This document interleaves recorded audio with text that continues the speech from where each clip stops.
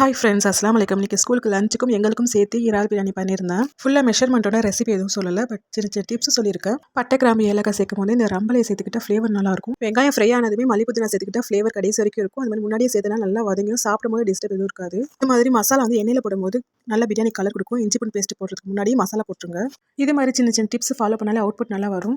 அரிசி உடையாமல் ஒன்றோடு ஒன்று ஒட்டாமல் நல்லா உதிரியாக வந்திருக்கு பாருங்கள். லஞ்ச் பேக் பண்ணிவிட்டு கொஞ்சம் ரெஸ்ட் எடுத்துட்டு பிரியாணி கூட வச்சு சாப்பிட்றதுக்கு கல்யாண வீட்டு கத்திரிக்காய் கிரேவியும் onion cucumber raita pepper egg தான் பண்ண போகிறேன். கத்திரிக்காய் கிரேவிக்கு ஒரு கடாயில் நல்லெண்ணெய் சேர்த்துட்டு மிளகு வெந்தயம் சின்ன வெங்காயம் முழுசாவே சேர்த்துக்கலாம். 5 பல்லு பூண்டு காஞ்ச மிளகாய் கத்திரிக்காய் நல்லா எண்ணெயிலே வதக்கலாம். தேவையான அளவு உப்பு, பாதி தக்காளி, மஞ்சத்தூள், மிளகாய்த்தூள், மல்லித்தூள், புளி தண்ணி சேர்த்து மூடி 5 நிமிஷம் வேக விட்டுக்கலாம். கத்திரிக்காய் வெந்ததும் அதில் 1 ஸ்பூன் வேர்க்கடலை 1 ஸ்பூன் எள்ளு வறுத்து அரைச்சி நல்லா பேஸ்ட் பண்ணி சேர்த்துக்கலாம்.